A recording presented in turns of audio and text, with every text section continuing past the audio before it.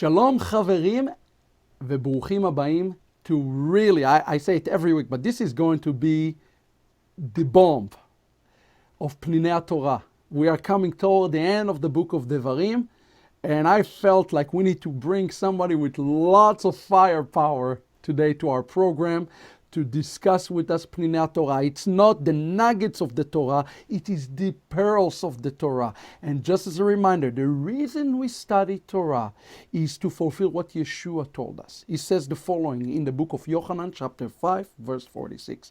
If you believe Moshe, you're also going to believe me. If we want to find the true Jewish Messiah, we're going to start with Moses. And today, I have with me a wonderful colleague, and I like to call him much more than a colleague. He's a friend, and much more than a friend, he is the lover of Torah and the lover of the God of Israel, Pastor Mark Beltz. Pastor Mark, how are you? Hey, doing great. Are you Doing are you the wandering Jew? You're going everywhere. The only guy that I know that go to more countries than me is you. So what's Oh, shaking? First of all, I got to ask you, how are you doing? I'm doing great. I'm doing great. God's made me like the Energizer Bunny. I'm able to run. Well, I got to tell you something. Every time I turn on the internet, you're somewhere else in the world expecting the kingdom of God, and I love it. I love the ministry that you represent. You are the founder of El Shaddai Ministries. First of all, tell us briefly, who is El Shaddai? What is El Shaddai? What's the mission of El Shaddai? Well, El Shaddai Ministries, our goal is to take Torah to the nations. That's what we want to do. We're really weird, though. We're weird. We have every imaginable ethnic group comes. We have Russians and Chinese and people from India and South Africa, South America and Europe that come every service locally. And then we live stream to over 50 nations, 500 cities every Shabbat. Every Shabbat. And matter of fact, I encourage everybody, check them out, elshaddaiministries.us. Great place to come and become part of this great virtual community. Every Shabbat, they have 2 services. You can partake in this. And we were talking about this. We're in a critical time of the year right now, before the Moadim. Before we talk about the Moadim, the appointed time, you wrote a recent book. Everybody, by the way, knows you for your work on the blood moon. Okay? Yeah. Just like everybody know me as the work for kosher pig, you're the blood moon guy. So today, the blood moon and the kosher pig will discuss the Torah portion. It sounds like a start of a joke. But listen, the blood moon phenomena, not just the book, the discovery, that was really a phenomenal success. And now nobody have to be a genius to understand that we are in Acharit Hayamim. We are in the last days. Oh, totally. Okay? Totally. Now, I want to clarify something for the record, because there was a lot of discussions and things I'm hearing. Nowhere in your work you try to predict the future. Is that true? I just want to ask this question before we get to business on the Torah. Sure. Is, I never tried to predict the future, and I've always believed prophecy is more like looking at the past, like Peter did in the book of Acts. He goes, oh, this is what Joel was talking about. So for me, it's like, hey, look, here's some signs. Let's take a look and watch. And then when they happen, let's kind of then try to figure out what God was saying. And by the way, that's not any different than what the rabbis in the Middle Ages have done. They say, here's the sign, here's the sign for the Geulah that's coming, but we wouldn't know what they mean until the actual event means. And then we say, Exactly. Yeah, so here you go. You heard it from Pastor Beltz from his mouth. I don't want to get any more emails that he's predicting. He is not a fortune teller, okay? However, he's pointing us in his work to properly to look for the signs, because we need to pay attention for those signs in this last day, yes? Yes, and not only that, I say we truly are a non-profit ministry. Fair enough. No, you had a recent new book. Talk to me about God's daytime, a believer guide to the divine appointments. Talk to me about this book for a minute, because this is fairly new book. I'm excited about this. Tell me about this a little bit. Sure. I think the whole thing is Christianity needs to understand that God has a day timer. He has divine appointments that are scheduled. I'll ask Christians, do they believe in divine appointments? And they go, yes. And I said, but do you know they're scheduled? You can come to the feast. And so for me, it's encouraging people to know when God is going to intersect human history. And it's interesting you're bringing this point just in the portion this week, right? God says clearly, I choose the place, I choose the time. It is in the portion this week. Yeah. Everything he has to choose because it's a date with him, and he is the master of this date. I tell people, if your boss tells you he wants to meet you at 2 o'clock on Friday, if you tell him that doesn't work in my schedule, I'll meet you at 3 on Wednesday. Guess what? You're not going to have a job. Well, God's the boss. I tell them even differently. I have a date with my wife, and Yeah. if my wife, she's the boss, says that we're going to a vegan place and I want to take her to a meat restaurant, there will be no date. Maybe the reason that we didn't have the date with God yet is because we're showing up in the wrong times. In the wrong place. In the wrong place, for sure. So, look, we're coming in front of a very big date. I mean, Yes. definitely from 1st of Tishrei to 15th of Tishrei. You have Yes. arguably the most important dates on God's calendar. Rosh Hashanah, Yom Kippur, Sukkot, etc., etc. There's something that I think everybody need to get behind. It's a project that I'm excited about this blowing the shofar all Yes. over the world. Can you talk to us for a second about that? Sure. You know how at a football game or a baseball game, they'll do the wave where they kind of stand up and each group goes Okay. around the stage? I believe we should have a shofar wave announcing God is king throughout the Amen. whole world. Amen. And so I want people in every time zone to sign up on our website that they're going to blow the shofar when it becomes sunset on Rosh Hashanah at their time zone. And then everybody can blow it when it hits Jerusalem. Okay, will we be happy with 100 countries? Oh, yes, I want that one. Love 100 let's, countries. That's our goal. Make it a I'm goal. going to believe for 100 countries. Okay, so we are about 10% of this. We need to get more countries on the map. How people sign up for this? They simply go to our website, and on a slider that goes around, they click on the shofar sign up, and then Okay. they can sign up. They can see a map of everyone who's already signed up. They can get a list, and I'd love to have family, especially this year. So, friend, I encourage you, especially my students, come sign up for this. Let's be partaker of prophecies, not just studier of prophecies. Let's become Exactly. a fulfillers of prophecies in this last day. Exactly. That's great. Talking about prophecy, we are this week, Parashat Ki Tavo. Let me ask you a question. Is this portion messianic? Every Torah portion is messianic. So you titled the teaching today, Are You Coming? Bring Your Torah. Talk to us. What moved you in this portion this week? What really got you in this portion this week? Well, as you know, the Torah portion begins, it'll be when you come into the land. Yes. And so for me, it's like, okay, when you come, my question to everyone is, are you coming?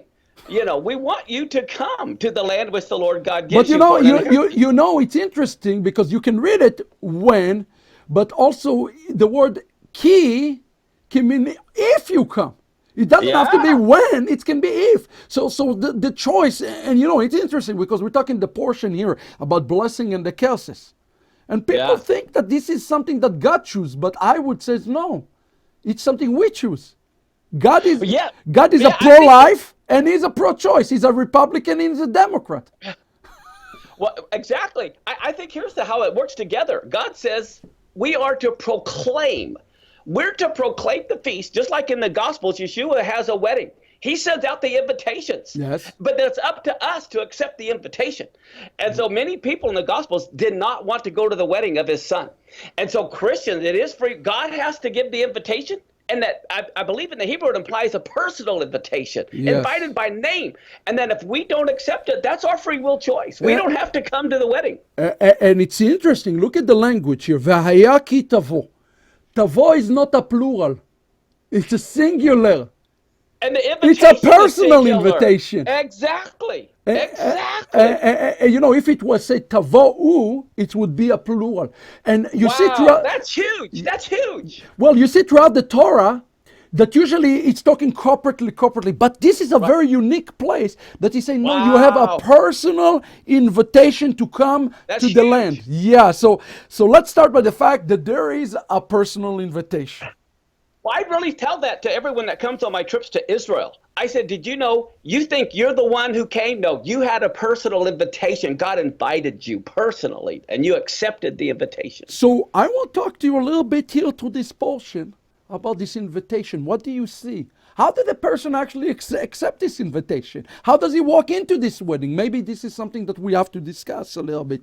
What did you see in this Parashat Ki Tavo el haaretz? Continue with the trend of thought. I'm sorry I'm interrupting. No, But I love the interaction. I love the back and forth. I love your insight. That really helps me. Parashat Ki Tavo. Let's read. Actually, let's start by reading verse 1, Pastor Mark. Sure.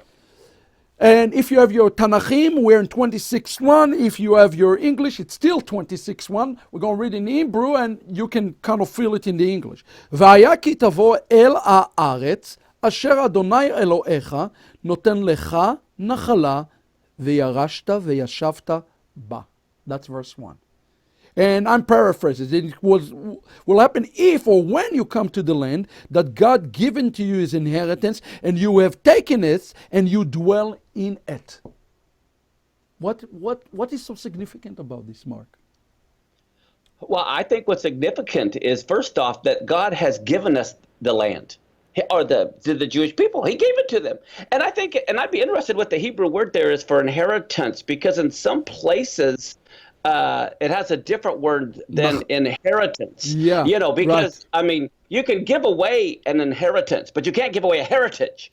And so I don't know if that's a good English translation, because another place it says a heritage. And you can't give away a heritage, but you can an inheritance. But it's interesting, because it says that he's given it to you, but then it says vayarashta. Yarashta from the word yarash, heritage. But if something is giving it to me, I guess my question would be, if something given to me, somebody say, here is your invitation, why is it that I still have to come and take it? In essence, there is still an element of possessing it. If something given it to me, why do I have to possess it? Because I think this is important. Yes, it's given to Israel, the promises, but Israel still have to proclaim the promises. Israel still have to hold on to the promises. Exactly. I think even God, when he told Abraham at the very beginning, he says, you have to walk it. Every place your foot treads will be given to you. And so I think it's a cooperation between us and God. And this is important. For example, the Neturei Karta, the Karaite Jews, some of the Setmar, the ultra Hasidic, believe that the greatest strategy that happened to Israel is the establishment of the land of Israel as a state.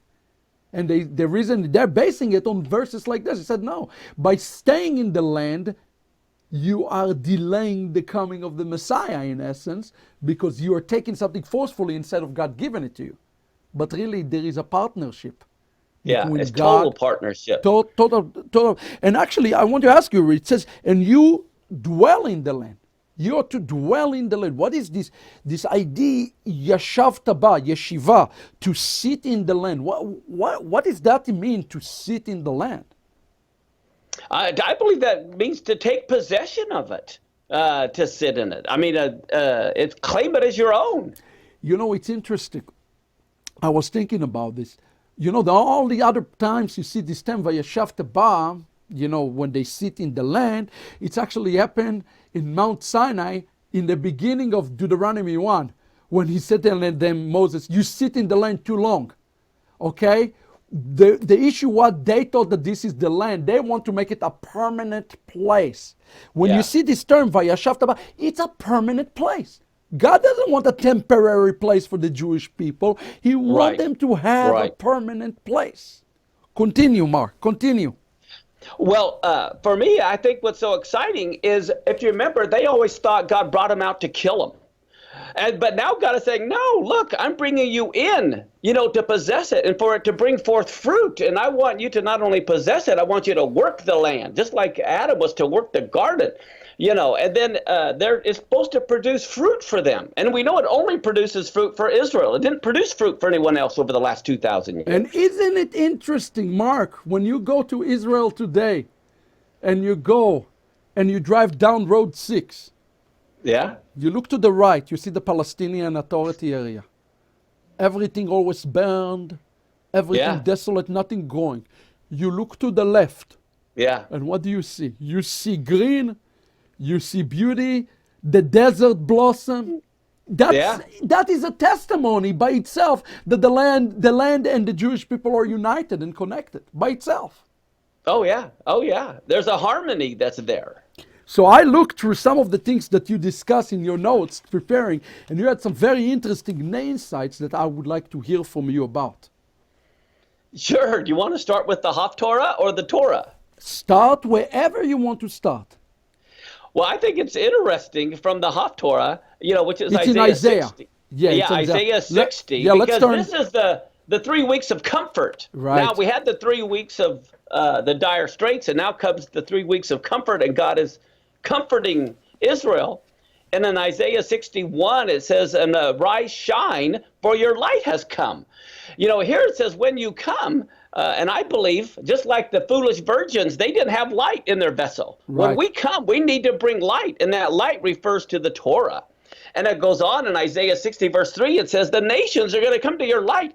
Jesus says not to put your light under a bushel. That's the Torah. Don't Right. hide the Torah That's under. right, That's that's the right. mitzvot. Yeah, it's interesting here. The word is clearly goim. The word is goim, which means it's not talking about Jewish people. Exactly. The fullness of the Gentiles Yes. has to occur before the fullness of the Jews. Well, now what's interesting is you can look at that word fullness, and I think some Christians misinterpret it or don't see another level. You don't harvest a crop until it's mature. You wait till it's mature, and I believe that's not only the fullness of the Gentiles, but the maturity of the Gentiles. Oh, He's waiting for by the church to far. grow up. Yes, and this is why you are in ministry. This is why you are in essence to see the maturity of the body of Messiah, of the Yeah. Christian body of Messiah come to place. And actually, it's interesting. Look at the language here. Ve'alchu goim leorech. What is alchu? Alchu come from the word halacha. It's talking To about walk. the practice of their faith. Yes. It's talking Yes. about them really looking, and or is one of the names of Mashiach in the scripture, or in Aramaic, Nehorah is one of the names of Mashiach. So it's really talking about here a time that is pretty bleak, a time that is not good, similar to our time right now, okay? But somehow there will be a remnant of Yes. Goyim during this time who will walk according to the light of Mashiach through halacha. They will learn how to live, and halacha is the Torah. Of course, it's through the Torah. Yeah. And when people are in darkness, they look for light. And so we need to be that light in the darkness. And then Proverbs 6:22 and 23, it says that the commandment is a lamp and the Torah is light. Right there it tells us So let that me the ask you a law. question. How can a person attain this light today? Well, maybe How- our audience asked the question because you're right, this is the Haftarah for this week. But if this is true and the world is covered in darkness, how can I tell? But it says here clearly in verse 3 that a person can walk in the light even in darkness. The question becomes, how can a person attain light in the dark Well, I think time? it's it. Even in Egypt, in the plague of darkness, Israel still had light in their dwelling. Yes. And So my I question believe to you would be, how? Maybe some people who watch the program now, they want to know, how can a person attain light in a dark world, a dark situation? What would you answer them? Well, first off, I think of Deuteronomy 4, when it says that Israel, the nations are going to come and say, wow, look what great commandments you have. Look what great laws you have. And the whole purpose is that the nations would emulate them. So I think the way we become light is study the Torah, study the light, and then implement it. Do the mitzvot. Do the mitzvot, absolutely. You know, it's interesting. The only way the Torah says that a person can attain the light, actually, notice the word here for darkness. That's not the word choshech. It's the word it's also moral darkness. It can it's be moral arafel. darkness. Yes, Arafel. arafel. But you know the interesting thing about arafel, there's only one place in Jewish history when you see the word arafel mentioned. It's quite unique. It's with Moshe. Mount Sinai, in Mount Sinai, when Moshe, actually, let's turn there real quick, just to so you see this. This is interesting. Exodus, it's in Shmot, chapter 19, I believe. Let's see, is it Shmot 19? I think it's in Exodus. Yeah. So, you know, in 1916, the third day, Yeah. the giving of the Torah, right? Vayikolot, live voices and thunders, etc., etc. And what's happened right there? What happened right there? The people become afraid. Notice that the people Right. become afraid. And what is it says about Moshe? Moshe approached. It says, Moshe approached the darkness. Moshe approached the Arafel. Yes. You know, Pastor Mark, you know that the word Arafel, darkness, is not something we need to be scared of. Arafel in Gematria is the word Shechina, actually. Oh, wow. Chazal says that when Moshe walked into the darkness, Yeah. he had to, in the cloud, God appeared to him in the Yeah. cloud. He had to go through 3 levels of darkness. Dark, darker, and darkest. In essence, things got a lot worse for Moshe before they got better for Moshe. And what he found in this side is the darkest. And what is the darkest is Shechina. My point, I guess, to make in this little midrash is that we have to overcome things. Only Yes. to overcome, that's called tikkun. That's Right. what a Torah should lead a person to a tikkun. If a person study Torah and there is no tikkun in his personal life, in his community, it's not real study of Torah. Torah, as they say, when you go to Israel, they say, show me the money, show me the result. Yeah. Where is your Yeah, tikkun? How did you Right. overcome things? So Right. when I look here in the Torah, in Isaiah, it's talking about the remnant of people that able to overcome the Yetzer Hara. The evil Yeah. inclination, they're able to overcome, and they found the Shekhinah. The Shekhinah is the Holy Spirit, the divine spirit. Well, like last week's Torah portion, when you go to war, I think that war is within ourselves. Yes, I agree 100%. The war is really an internal battle, and we have to overcome this. And you know how we overcome it. You're talking about invitation to a wedding. Just the idea that if we can overcome this, if we can overcome as a community, as a body of believers, we can hasten the wedding. Yeah. It's amazing. Yeah, I really think the reason why God does this, he wants to see how bad we want to come. Sometimes someone invites you to something and you don't really want to go. You say okay, and if the first obstacle comes and you can't come, oh, I'm sorry, I can't come. So I think God puts these obstacles for us to see how bad we want to come. And in Revelation it says Mashiach stand, I think Revelation 4, Mashiach stand knocking on the door. Yeah. But you don't know if it's going to be a Ben Yosef or Ben David. Sometimes you hear a door knock, you don't know who's on the other side. You're scared. Maybe there is a little bit of fear, and I think there is a general fear in the church. I think so too. That there is maybe, just maybe, if we open the door to the Jewish Yeshua, maybe it will be a guy that come and wreck the house. Because he's going to be a different kind of guy, than what we expected. Well, I think people try to make God in their image rather than realizing they're made in God's image. And so that is something that needs to be changed. But I also think it's interesting when you read it, the third day. Well, just like in Hosea 6, it's the third day. And so here we're entering the third day, and it's going to be a time of great darkness, but we're not to fear. Yes, I agree with you. But listen, we have to go through a tikkun, and that's the thing that I think everybody needs to think about in Elul. What is the overall tikkun I need to make in my life? How can I overcome it? And if I practice Torah and there is not leading to tikkun, something is not right in my practice of the Torah. Exactly. It's a question we need to ask. So you see a connection between Isaiah 6. I saw something about Isaiah chapter 2. There was some connection. Yeah, because it says all nations are going to Let's come go there. to. This Yeah, is come, let verse us go 1 up through to the 3. mountains of the Lord, right? Yeah, that's what they're going to say. And it says he's going to teach us his ways. We're going to walk the halakha in his path. And then it says out of Zion will go forth the Torah, which is the word of the Lord from Jerusalem. Yes. So all nations are going to come to the light of the Torah in Jerusalem when Messiah is ruling and reigning. So let me get your point across. You say this is going to happen. It's inevitable. It's going to happen. Might as well get with the program today. That's exactly right. I mean, you can start learning Hebrew now or wait for the free download coming.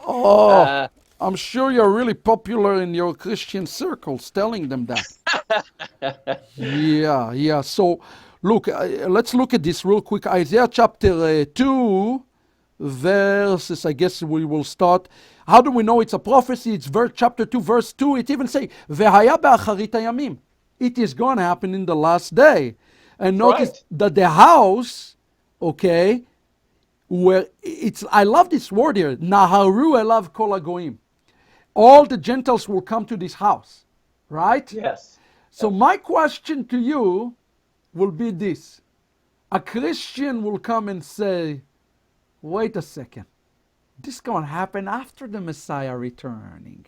That's right. That is going to happen after the Messiah return. Why do I need to worry about this right now? How would you say? What would you say? I say, well, God is not bipolar. Okay, God is not schizophrenic. He doesn't say the law is good. Oops, now it's bad. Oops, now it's good again. So the Torah is good at all times. You don't even understand what kind of, I don't think none of us understand what kind of revival it's going to be. The word here in Hebrew, naharu, is from the word nahar, a river. It will be like a giant river. And all what we're going to see is a bunch of goyim coming from all over the world. It's going to be shocking. And they come. Well, Zechariah 14 says the nations that don't come get the plague and no rain. Yes. And it says, Ki mitzion tetzeh Torah v'devar Adonai meYerushalayim. And obviously this is talking about the end of the Messianic era.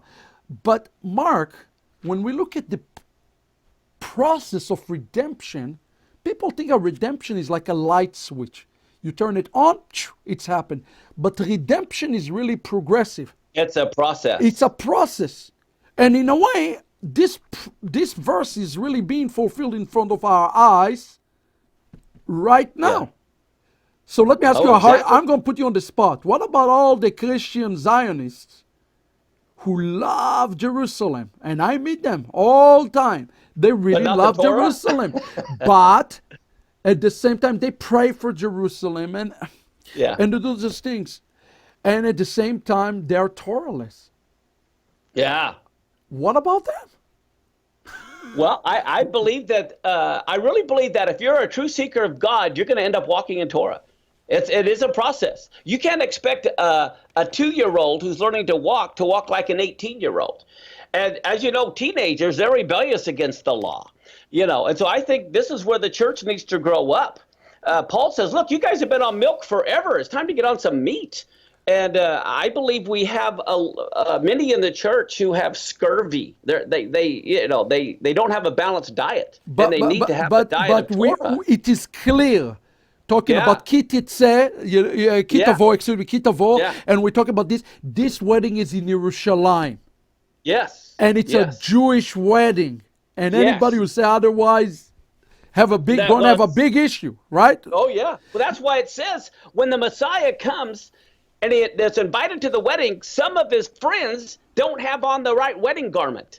Yes. And so they get displaced. That is very frightening. So look at this. Ki mitzion titzeh Torah, u'devar Adonai meYerushalayim. Who is the davar? Mashiach. What mitzion? Ki, it's if. You can read it in another way. If from Zion will come forth the Torah, then then the word, which is Mashiach, will come forth. There is a cause and effect here. If the people will return, if the Jewish people, by the way, and I'm talking about the Jewish people who claim to love the Mashiach, come and bring the Torah to the world, only then Yeshua will reveal himself. You see, we're thinking about it all wrong. We're thinking that Yeshua will return whenever he feel like it. No, he will return when the preparation for the wedding complete. That's a very different way to think about it. Yeshua has been ready 2,000 years, Pastor Mark. Yeah, yeah. We need to He says he's waiting for the restoration of all things in Acts 3:17 through 19. Well, some things need to be restored, and one of them is the biblical calendar.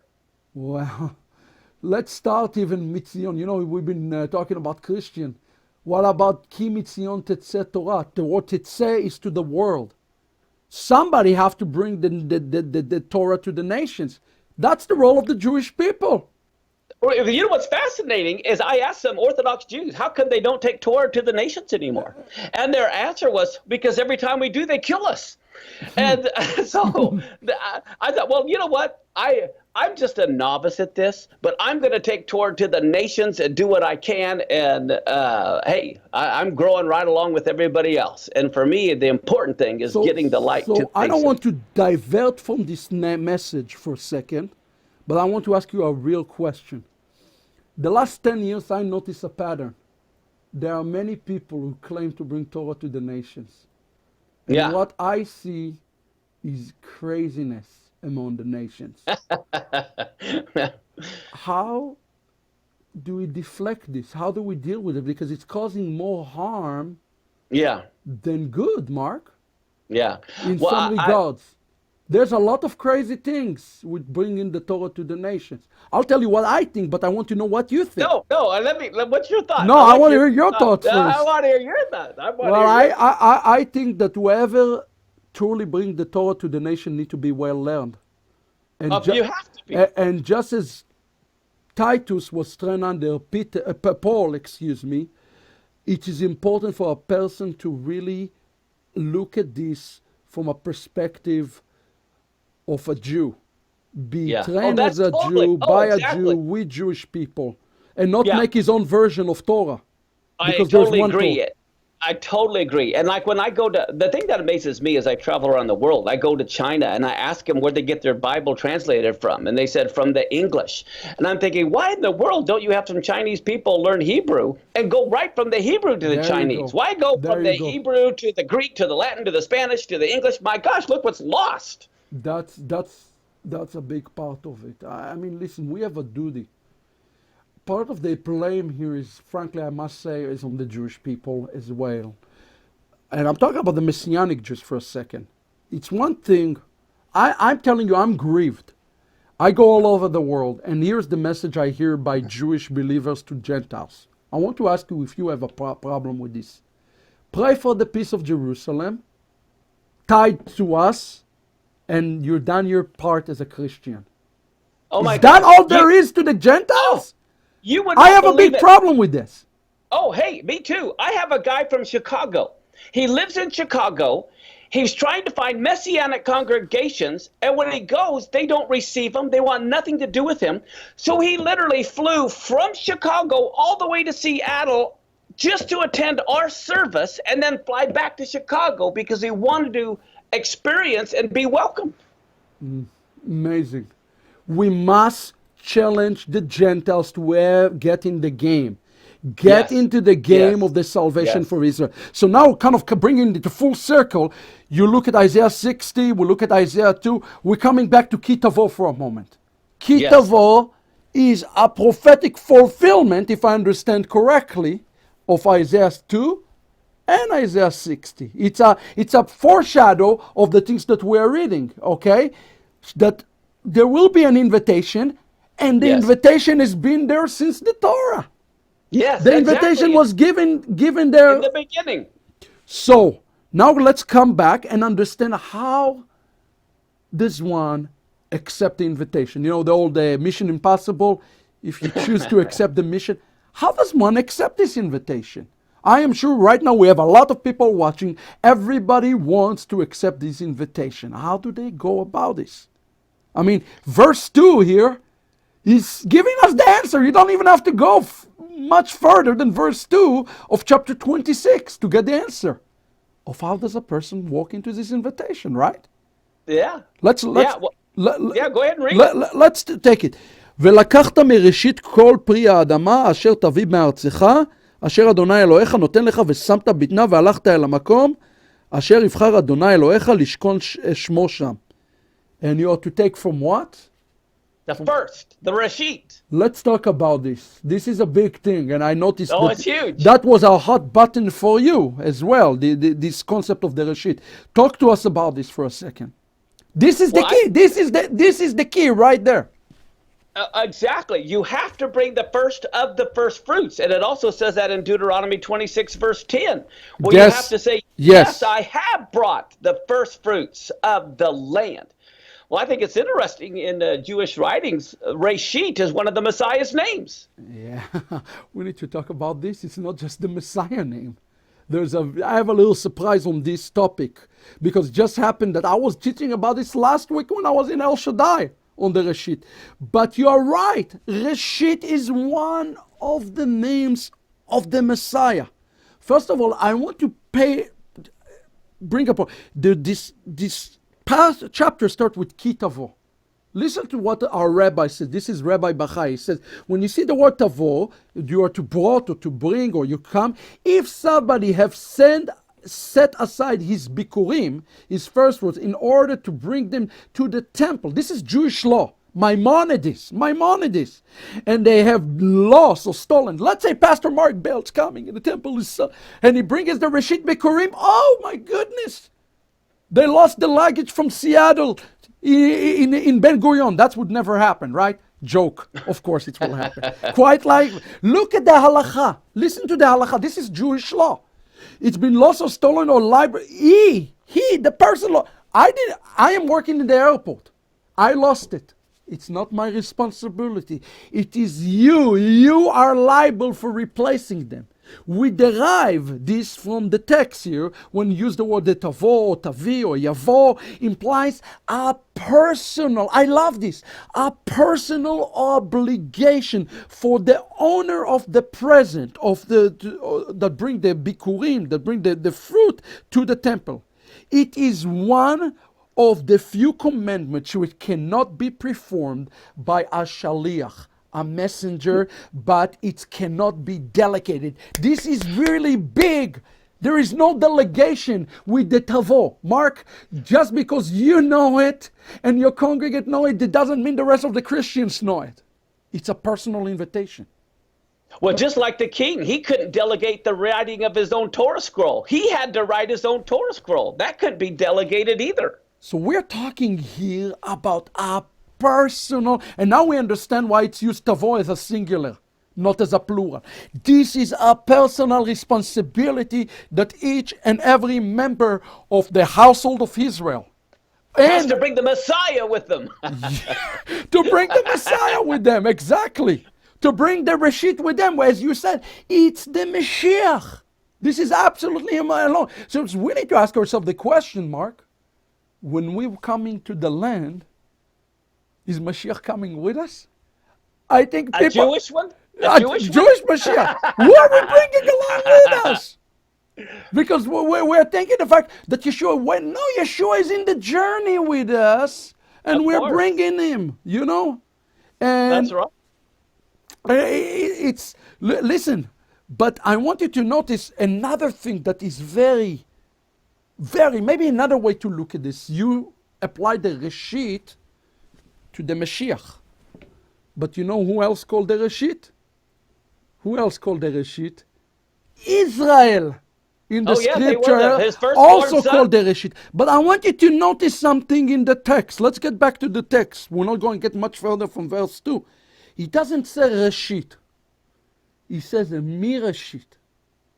There is a difference between saying Reshit and saying Mireshit. And as a matter of fact, the rabbis were troubled by this, Pastor Mark. Why it's put the letter Mem before the Reshit? Okay? From the Reshit. Listen to this. This is from Rabbi Sforno.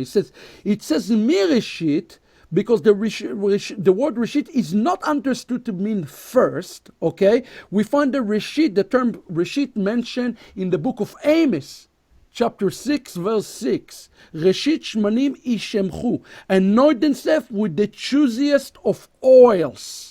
Okay, in verse 1, the same chapter in Amos, it's used the word nekuvei reshit agoim. Shocking. You know who else called the reshit? The Gentiles. The goyim. Not just the Mashiach, not just the goyim. Now here's the thing. The word mireshit, look at this is amazing. It's the first out of a pool. The best. Yes. It's like saying in Hebrew, the best of the best. Yes. It's not everybody. It's a mistake to think it's no, this is a special group of people, the best of the best. Exactly. That's why they say save the best for last, as you said. Yes. And in a race, when you're in a relay race, they always make the last runner be the fastest. And so God is saving, he's pulling a group out of the nations, which these are the ones that are coming to your yeshiva. These are the elect that want to know. That's why God chose these people to be alive at this hour, because they knew they were going to be the ones who run the fastest. So check this out. This is some remes. There is also a clue. What the Torah says, ulakachta mireshit. You are to take from the Reshit. In Gematria, as you know, every letter, maybe explanation on the Gematria, every letter related to a number. Ulakachta mireshit, if you take this term, ulakachta, just the lakachta, it's equivalent. We have what's called in the land, Shivat Aminim. The 7 things that are indigenous to the land, right? That we the take. 7 species. The special. What is ulakachta? Shivat aminim. It's equivalent in Gematria to Shivat aminim. There are other species. There are other things that are growing in the land. But there is a clue that this is a 7. This represents the 7. This is the selected. This is the top of the top. Listen to this. It says, the word Mireshit, it says, Rashi emphasize the importance of the letter mem from as opposed to the word all. If everybody think today just because they are Christians they're in. And they are chosen because of that, they're going to have a rude awakening. This is not the process of the Torah. Look at it. Listen, it says all. It is not even necessary to bring the entire fruit, only part of it. Mereshit. Okay? Right. So in essence, in order to achieve holiness, we don't need every Christian in the world to agree with us. We just need the Reshit. Right. Is it the same thing with the Jews? Do you need every Jew? Absolutely. Absolutely. It's the same thing with the Jewish people. The Reshit are one of the names of Israel. It is one of the names of the Gentiles. And the Reshit is the name of the Mashiach. The name of the Messiah. Well, one thing that I've always taught is God is not a socialist, okay? God is not a communist. And what I mean by that, there are different levels, okay? Everyone was saved out of Egypt. Everyone was baptized, filled with the Spirit. But there was still the common Israelite, the Levite, and then the priest. Of course. And everyone. And so I don't believe, this is going to be really controversial, I don't believe the whole body of Messiah becomes the bride. No, only a part of the Messiah becomes the bride. Yes. That's the key. That's the key. That is right there, the key. Everybody need to understand a Reshit. And by the way, when Paul says that, let's be a little controversial, that not everybody who is a Jew is really a Jew, it's the same topic, by the way. You know what? Just because only the Reshit are the one that are I love it. Yes. See, that's why when you look at the parable of the virgins, the 5 wise, the 5 foolish, none of them are the bride. The 5 wise go to the wedding. The 5 foolish don't get to go to the wedding.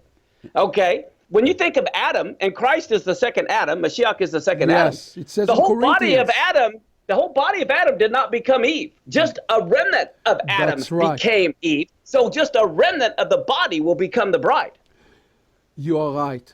This is a huge warning. You want to talk about a That's warning? Right. This To the body. verse right there is the warning. You Yes. make sure that you're... by the way, have you ever had a chance to be in Israel during the Feast of Trumpets in Rosh Hashanah? Ever been in Israel in Rosh Hashanah? Just the coat. And yeah, just the coat. Well, it's very different. And I'm going to tell you why it's very different. In Rosh Hashanah, they put those signs everywhere on the synagogues. And they say the day of judgment arrived. They put scary pictures. Are you ready? Now, when you go to the scriptures, in the book of Nehemiah, you see that the Feast of Trumpets is mentioned. Yes. It's a happy day.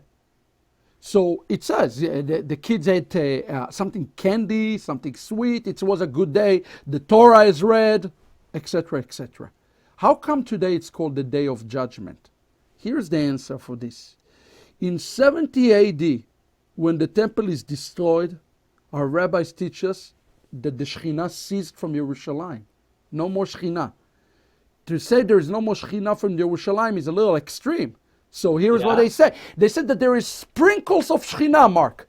But here you go. There is one Shekhinah sprinkle, and there's a competition between Pastor Mark Belt and Rabbi Shapira, who is going to get the Shekhinah. You see, we are competing for the Reshit. What I'm trying to express is the Reshit is finite number. Reshit is not infinite. It's a finite number. A remnant can save everybody. Yes, we're going to look at that. Yes. But at the same time, people need to understand that if they're a remnant's only a remnant. If they're not part of the Reshit, a remnant, then we have a big thing coming to us. So today we are, I'm not want to tell people to compete against each other, but they need to ask Hashem, am I part of the Reshit? Is my life dictate? If I live my life like I am part of the first fruit, the Reshit. We are the Reshit. Yeah, that's why I'm so excited for those that are coming into the walk of the Torah, because they're saying they want to be part of the Reshit. Yes, but Mark, if the Reshit does not have fruitfulness in their own personal life, just like the Bikurim is, I question if they are really part of the Reshit. That is a warning to all. You have to bear fruit. The only way you know an apple tree is because it bears apples. That's it. And Yeshua tells us that only through a trust of fruitfulness we will know this. Now, I want to challenge this for a second. You know who is the very first one who called the Reshit? Reshit comes from the word Rosh. First. Yes. You know the very first one who called Reshit? It's in the Torah too. First one. It is actually Esau. Look at Genesis 25:25. It says, and the first one came, and he came ruddy. He came red-headed. Oh, right.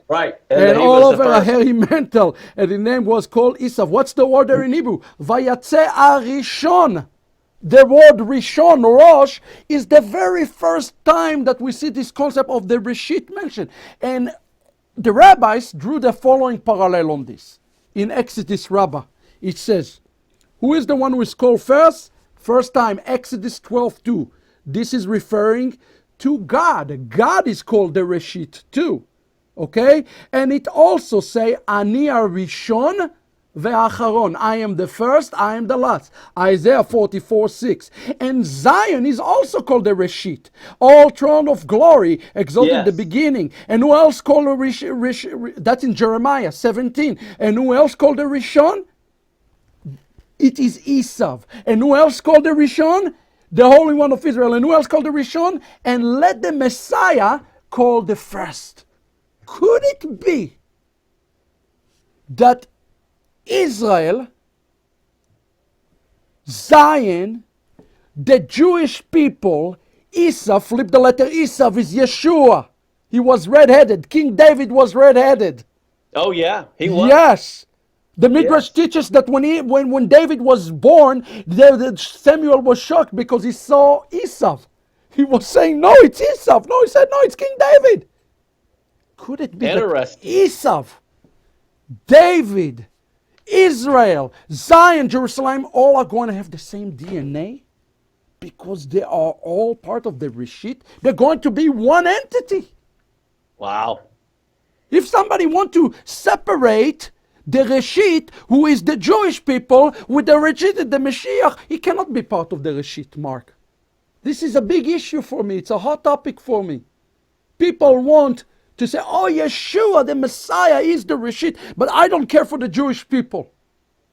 That don't work. It doesn't work because you separate the Reshit. The Reshit have a formula to it. It's like like a cake, right? You have to put the right ingredients. All the ingredients, right. So look, again, Exodus 12:2, it says that Hashem is the Reshit. It says Zion is the Reshit. It says in Jeremiah, the Zion is the Reshit. It says that Esau is the Reshit. And all of Israel is called the Reshit. And I would say by extension, the believers. All the believers should be called the Reshit. But if we just remove one part, Mark, we don't have no longer the Reshit. Maybe the problem is we brought an incomplete Bikurim. Well, I think part of the problem is we bring an incomplete Torah. We try to separate.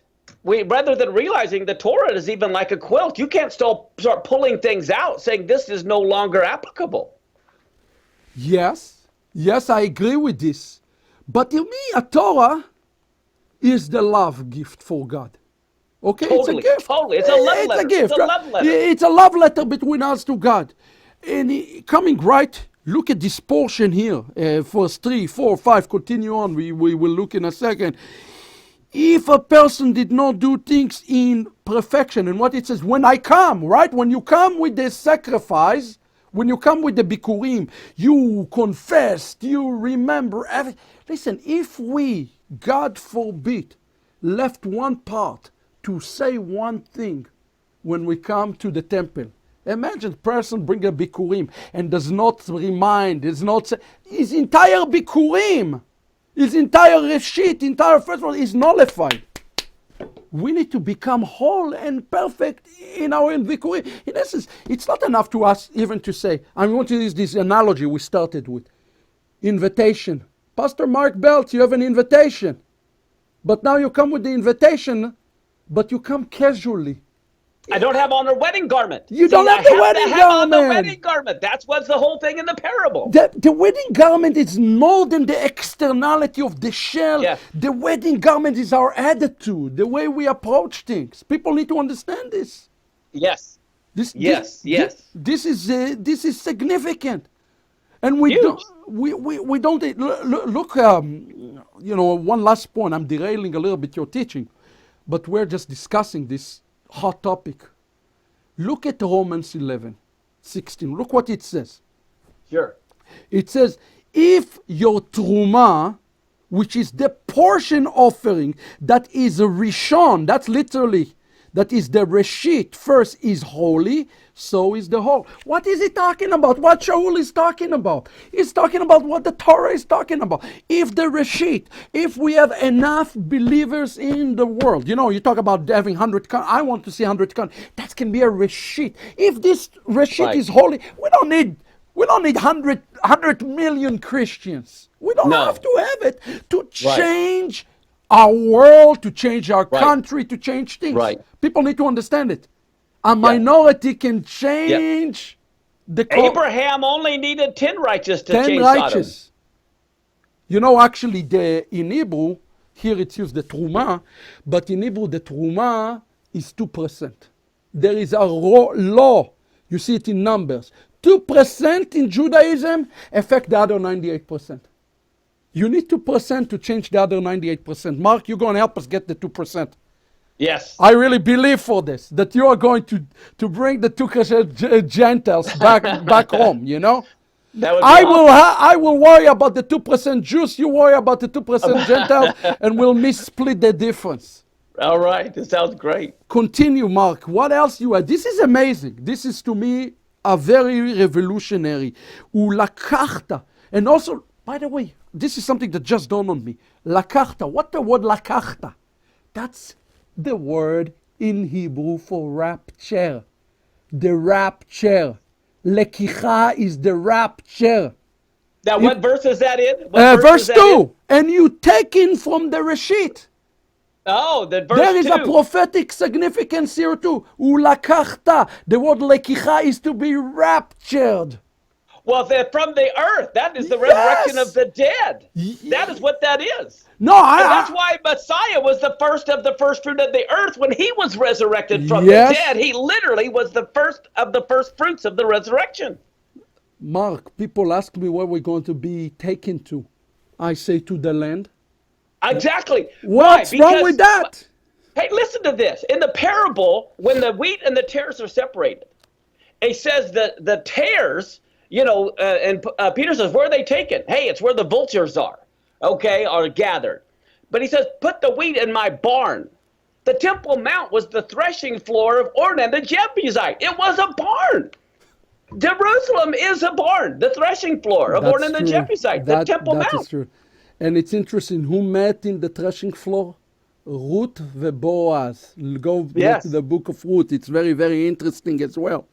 So, Mark, what else? I mean, we are getting now a very concrete plan to understand how this invitation is going to be taking place. Every person needs to have the DNA of Esav. Now people say, what do you mean the DNA of Esav? He is Esav today. He's going to be Yeshua in the future. He is Esav to the Jewish people today. Please, everybody need to understand it. Yeshua is not accepted among the Jewish people today. We need to have the DNA of Yeshua. We need to have the DNA of Hashem. And we need to have the DNA of the Jewish people. Sorry, Mark. I don't need to become a Christian. The Christian need to become a little bit more Jewish. You don't have I to don't say need to become a Christian. Why is it okay? Why is it accepted? I want to ask you as a Christian pastor this question. Why, if I go among 100 Christians and I tell them, I am a Jewish believer who practice Judaism and I'm following Messiah, people will look at me funny. But if I will tell them, I want to ask you, I don't understand it. I want to ask you. But if I tell them that I'm a Christian, I'm of Jewish descent, they say, oh, that's great. Why is it? I think a lot of it's replacement theology and wrong thinking.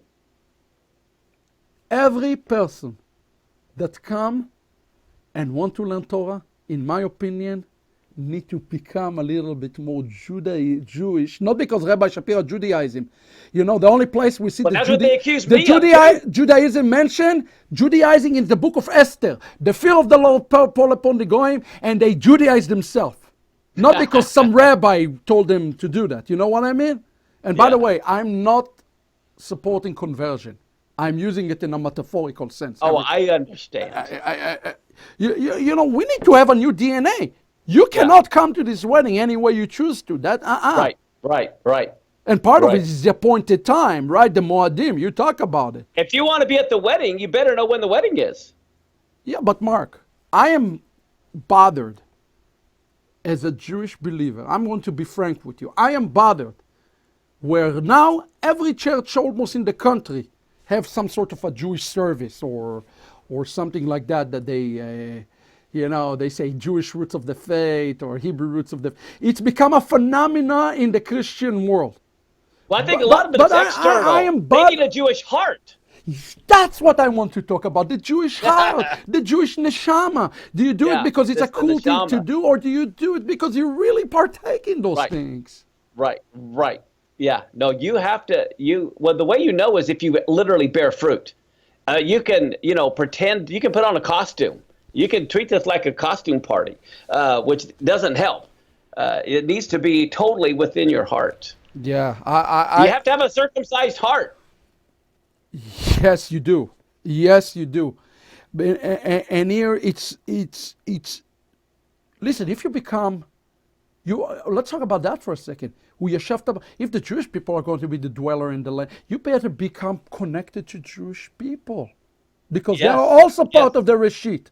Of course. How can somebody say, I love Yeshua, and you're not connected to Jewish people? How is it can be? How can it even be? It's impossible. Because Yeshua is the Reshit and Israel is the Reshit. You cannot separate Yeshua and Israel. Right. Impossible. No, it's impossible.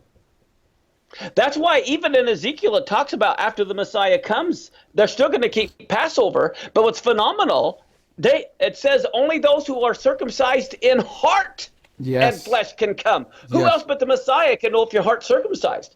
So you better make sure your heart is circumcised and you're not just playing Jewish. So look, it's interesting. Here's starting in verse 3, and you came to the priest, right? And then we say the entire Megillah, everything that happened to us as Jews. Oh yeah. Right? Oh yeah. Yeah. Why is it important? Because we remember our history. Heritage. Part of our future is Right. remember our heritage and what we've been through. And I'm sorry. People tell me all the time, hey, you Jew, how long do you know the Lord? I said, well, you know what? My father, taught me those Moses. stories before you knew how to say the name even Yeshua. I mean, I feel sorry for Gentiles because Yeah. they're like orphans. They don't even know where they're Oh, I know. coming from. I know. They have to learn Right. this story. They have to become part of this story, Mark. Exactly. You You have have any- to become part. we are That's why a- they say at Passover, you have to treat it like you personally have come out of Egypt. Yeah, that's the beginning of the Agada. Let me ask you a question.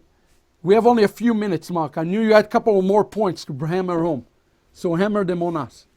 Oh, sure. Okay. Well, I think it's interesting that Messiah was the first fruits out of the earth, but I think it's also fascinating. In our Torah portion in Deuteronomy 28:29, it says you'll grope at noonday as the blind gropes in darkness. Well, we know in Matthew 27:45, at noon is when it went dark for 3 hours Yes. all over the whole land. But then in Amos 8, 9, and 10, the prophecy, how he says he's going to cause the sun to go down at noon. I will darken the earth in the clear day, turn your feast into mornings. Yeah, and it that's says, in- I will make it as the morning for an only son. This That's is in directly, Amos. That's in Amos. Yeah. That's yeah, correct. 8, 9, 10. That's exactly right. It will become day of mourning, Yom Evel. You know Yeah. why it's going to become a day of Evel? Because it's actually going to be in a festival. It's going to Right, happen. exactly. And it happened on Passover. Interesting. Very, very amazing. Mark, we discussed some things, not so easy things. I hope nobody got offended. I hope you are not offended by those things. How can I be offended? So let me ask you a question, kind of Sure. in conclusion. והיה כי תבוא אל הארץ. And it was when and if you come to the land. Let's answer the question. Is everybody invited? Is I think everybody everyone's invited? invited, but you have to be willing to come. You have to be willing to come. That's number one. I just kind of want to give the people something to chew as we're finishing Elul and we're Yeah. walking into Tishrei. It is a personal invitation. I Yes. have a rule in the yeshiva. I don't care where you came from. I don't care what Right. your background is. If you're Catholic or Mormon, Right. but I Yeah. care about your journey. Same here. God care about the journey. That's what's most important. Enjoy the journey. Enjoy the journey. And here it says, ולקחת מראשית פרי האדמה, the fruit of the land. We already say, and it's not a warning to those who are watching, God is not terribly choosy. If you're not going to transform your DNA to be the DNA of the Mashiach, the DNA of Israel, God just going to choose another fruit. He's just going to choose another fruit, you know? It's interesting, Mark, that in the book of Jeremiah, 23rd, it's an amazing prophecy. It says, and talk about this, Jeremiah 23, it says, verse 4, I think. 5. Behold, days coming, says the Lord, I will raise to David a righteous tzaddik, a righteous shoot, umalach melech hiskil, the king will prosper, and he did the mishpat tzedakah. In those days, the house of Judah and Israel will dwell in safety, and that will be his name, Adonai Tzidkenu. Our rabbis came and they quoted this exact verse, and it says that the one who is called Adonai Tzidkenu is A, the Mashiach, B, But also Jerusalem is called that. Jerusalem. C, the righteous, the Rashid. Yes. I want to challenge the audience watching today to ask the question, not what you call yourself. It doesn't matter what you call Right. yourself. It's what the Lord calls you. That's it. What is the Lord call you? If Mashiach truly will come today, what would the Lord call us by? Will he still look at the invitation? He said, oh, Mark, come on in. Here you have the seat, honors. And by the way, people think it's only if you're invited or not invited. It's not true too, Mark. Yeshua talking about someone will be called great and someone will be called least. People think it's it's like a 1 or a 0. That's very Greek and linear thinking. Right. No, right. I want front seat, Mark. No, I agree. That's why in Malachi it says, many that turn people to righteousness will be as the stars. Well, the stars all have different magnitude. Some are great, big, shining bright, and some are real small and faint. It's the same concept. Not everyone's going to have the same level. Exactly. So the question here, it says, there is an expression in the Talmud. Whoever walk in Erev Shabbat, eat in a Shabbat. That's what the Talmud says. What is the meaning? Whoever labors now, reap the reward later. Exactly. The question and Yeshua said the same thing. Store up your treasures in heaven. Right. You don't do things for today, you do things for tomorrow. Right. So my question, my challenge, and I'm going to give you the last word, but from my perspective, what I'm taking from this study with you is Mashiach is the Reshit, but the Mashiach is just one ingredient. Yes. The other missing ingredient is us, Yerushalayim, the Jewish people. We all in this together is like a giant mix that have to come together. And we need to make sure that what we bring into this bucket when it's mixed up is not something that spoiled the batch. That's why it says don't bring any fly in the ointment.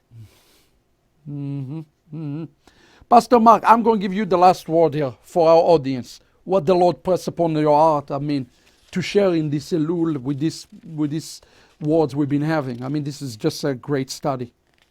Well, I think everybody needs to sign up for your classes.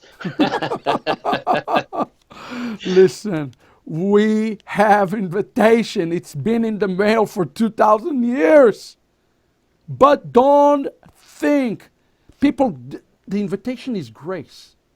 But but people think that nobody's worthy. There is grace and grace alone. But somebody needs to open the invitation and say, okay, I'm coming. That's where your avodah, that's where your work is have to be put to action. And there are no shortcuts here, okay? Put on your wedding garment. Yudei Vavei is the name of Hashem. Yerushalayim start with a Yod. Yes. Yehudi, Yod Hey Vav. Yeshua with a Yod. We have a DNA, we have an inheritance, and the Torah is given us to us so we can come into this inheritance. Don't pass on this inheritance. And the letter Yud is the smallest letter, meaning we have to come in humility. Yes, that's it. That's it, in humility. Pastor Mark, can you believe it? It's been over an hour and 20 minutes. It's just fly crazy. like this. We just got through 2 verses. We didn't even got that far. I know we had much more. But I telling you something. I don't endorse people who are not raised in Judaism, although Mark have a Jewish ancestry. I don't endorse non-Jewish people who were not raised in Judaism, except to one guy. It's Pastor Mark. Why? He's humble, he studies, and his heart is with the Jewish people. So I tell you, this is a good ministry of a man who truly loves Hashem and loves his Torah and is doing the work and doing the fruit and generating so much fruit. And he's right. We have invitation, but we have to open it, write it upon our heart, not to look for gold glitters. Okay? Just in the last 2 portions, it says, don't look for gold glitters. Read it. Write it upon our hearts. As a matter of fact, if somebody promises you gold glitters, the Torah says run away. Run away fast from these people. God is testing you to see if you truly love him. this is the season. Ask yourself the question, am I part of this Reshit? It's not a Reshit, it's Me Reshit. He's choosing selected people by name today. Yes. And if you just start with Isaiah, Hineni, and walk the walk, he will be there. I think it's important is we have to RSVP. When you get an invitation, part of the invitation is you need to RSVP. And we need to respond. Wow. Come on, we got to RSVP. Let's get with this program. Mark, I pray that there will be such an explosion. And I know there has been already. But remember something, even if there isn't, because you fight a lot of battles, it's always going to be the Reshit. Yes, the Reshit always dictate the fate of the entire body. Exactly. That's the rule of the Torah. So, yeah. Chaverim, I hope you're blessed. Support the work of Pastor Belts. Get his books. Sign up for Rosh Hashanah. Rosh Hashanah. Come on, let's get shofarot all over the world. We want to see this. Pastor Mark, I want to wish you Shana Tova. May the Lord bless you and your family and your community with a year of redemption and a year we finally see the wedding come to fruition in the name of Messiah. That's what we're looking for. Okay, להתראות חברים. Check us out, check them out online. This will be available. Kol Tuv, and God bless you.